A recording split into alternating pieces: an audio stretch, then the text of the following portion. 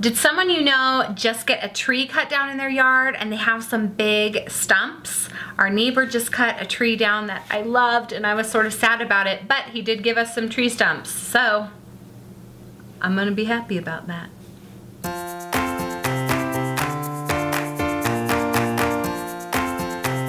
Hey Remodelaholics, welcome back to our DIY channel. I'm Cassidy and I'm glad you're here. We have weekly tutorials, so if you're new here, please be sure to subscribe so you don't miss any of our new DIY videos.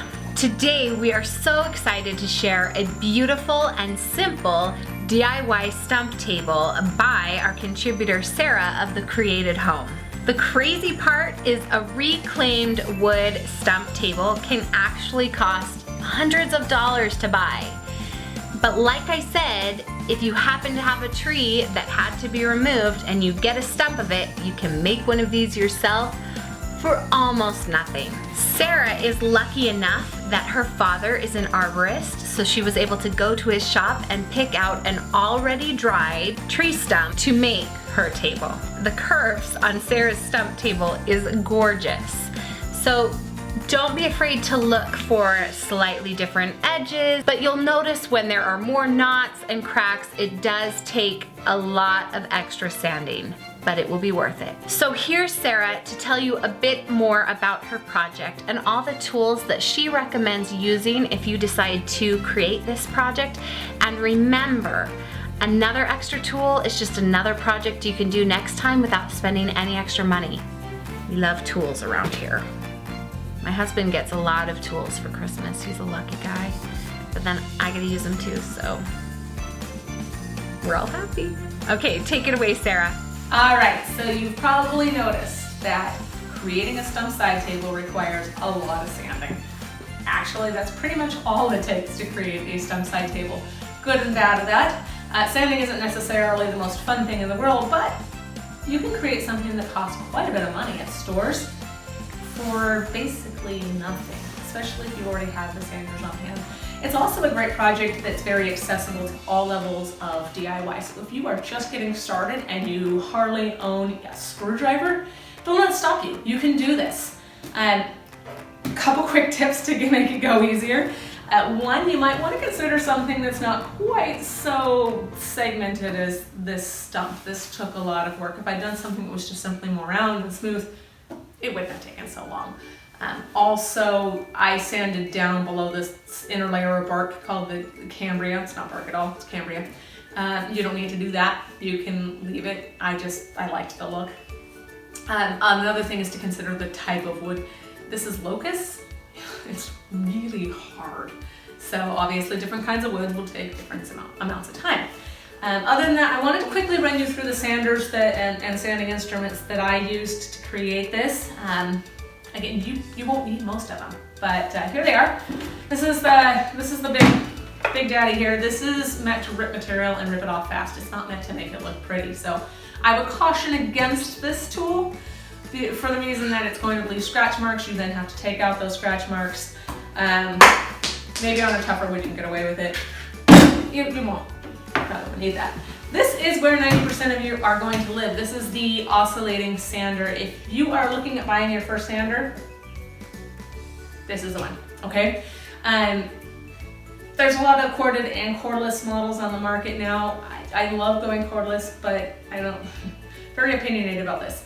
I like corded for sanders, for the simple reason that I want it to go for days. I don't want to stop and change batteries, and on a continuous run tool, you're just going to have battery drainage. There's really not a way around that. So I highly recommend the DeWalt orbital sander. I love it.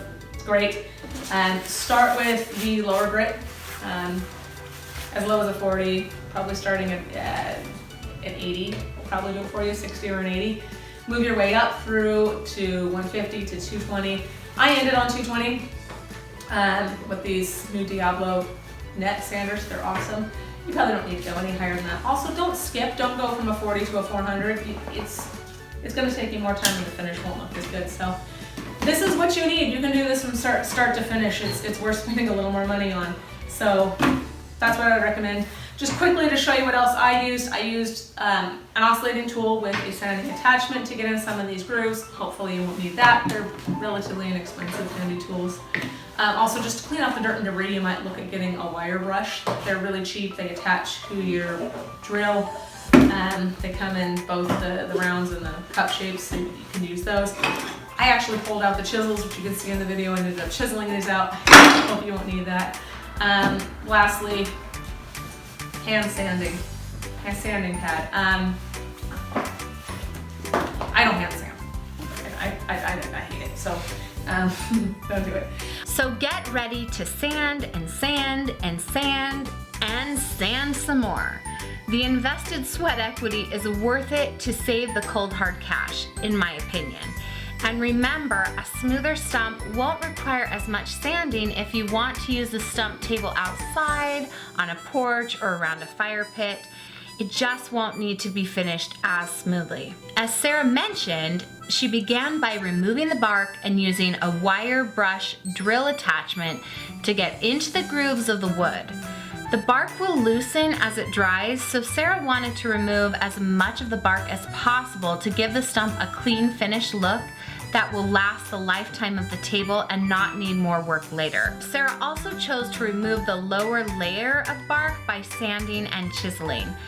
The chisel was really useful on those deep grooves. Once you've sanded the stump to perfection, level it off with a chainsaw, and careful now, either get help from someone who knows what they're doing and read that instruction manual several times to avoid kickback and hurting yourself. And don't forget to use the proper safety precautions. Finish it up with a belt sander and an orbital sander.